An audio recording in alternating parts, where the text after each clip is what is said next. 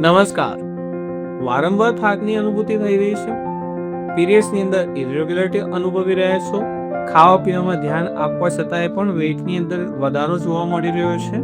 તો ક્યાંક આ લક્ષણો પોલિસિસ્ટિક ઓવેરિયન સિન્ડ્રોમ એટલે કે પીસીઓડીના હોઈ શકે છે.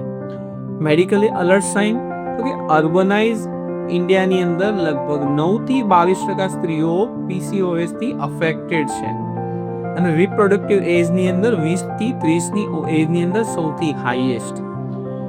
જનરલી જોઈએ તો દર 10 માંથી 2 થી 3 સ્ત્રીઓ આનાથી અફેક્ટેડ છે અને હા, એક ખાસ કે 70% તો અનડાયગ્નોઝ છે. હવે મેડિકલી ક્લિનિકલી કયા કયા સાઇન્સ એન્ડ સિમ્પટમ્સ જે ડોક્ટર્સ જોતા હોય છે તો કે irregular menstrual cycle, weight gain, acne અથવા તો સ્કિનની અંદર dryness, roughness, hair fall, stress, anxiety, mood swings વગેરે જેવા સિમ્પટમ્સ હોય તો એને આની સાથે સરખાવવામાં આવતું હોય છે. ડાયગ્નોસ્ટિકની અંદર જોઈએ તો એની અંદર યુએસજીની અંદર મલ્ટિપલ ફોલિકલ્સ જોવા મળવા, એનોવેટરી સાયકલ અથવા તો હોર્મોનલ ચેન્જીસ વગેરેમાંથી કોઈ પણ 3માંથી 2 સિમ્પટમ્સ જોવા મળે તો એને ક્લિનિકલી પીસીઓએસ તરીકે કન્સિડર કરવામાં આવતું હોય છે. જો આને ઇગ્નોર કરવામાં આવે તો શું થઈ શકે?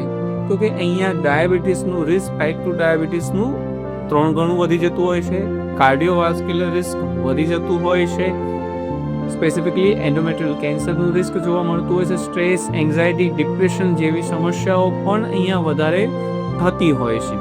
હવે આને સમજીએ આયુર્વેદ શું કહે છે. તો આયુર્વેદમાં આને યોનિ વ્યાપદની અંદર કન્સિડર કરવામાં આવ્યું છે. જનરલી આને આર્તોક્ષયની જે છે કેટેગરીમાં આયુર્વેદ કન્સિડર કરતું હોય છે. વાયુની સાથે પિત્ત અથવા તો કફની દૃષ્ટિના લીધે આ થતું હોય છે. આનું કઈ રીતના આયુર્વેદમાં મેનેજમેન્ટ કરી શકાય તો કે આયુર્વેદના ઔષધો, પંચકર્મા, ડાયટરી મેજર્સ, યોગા અને પ્રાણાયામ. સ્ટડીઝમાં એવું પણ જોવા મળ્યું છે યોગા પ્રાણાયામ, વિશેષ રીતે પ્રાણાયામથી ઇન્સ્યુલિનની સેન્સિટિવિટી સુધરતી જોવા મળી છે અને જેથી ઓવ્યુલેટરી સાયકલ અને હોર્મોનલ ઇરેગ્યુલારિટી અથવા તો પછી કહેવાય કે મેન્સ્ટ્રુઅલ ઇરેગ્યુલારિટીમાં સારો એવો સુધાર જોવા મળતો હોય છે. સ્ટડીઝમાં ત્યાં સુધી પણ હોપ્સ મળ્યા છે કે 5% પણ જો વેઇટ લોસ કરવામાં આવે તો પીરિયડ્સની ઇરેગ્યુલારિટી, ઓવ્યુલેશનની કહેવાય ને કે ઇરેગ્યુલારિટી સુધરતી જોવા મળતી હોય છે. અહીંયા ઇગ્નોરન્સનો વિષય નથી, અલર્ટનેસનો છે.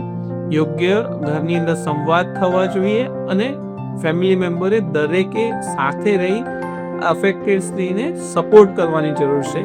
સ્ત્રી સ્વસ્થ તો પરિવાર સ્વસ્થ અને પરિવાર સ્વસ્થ તો સમાજ સ્વસ્થ. આપ અથવા તો આપના કોઈ પણ સ્નેહીજનને આવી પીસીઓડી, મેન્સ્ટ્રુઅલ ઇરેગ્યુલારિટી અથવા તો હોર્મોનલ ઇમ્બેલેન્સની સમસ્યા હોય, આયુર્વેદ અને પંચકર્મા સારવાર ઈચ્છતા હો તો સ્ત્રોતસ આયુર્કેરનો સંપર્ક કરો. જાણો, સમજો.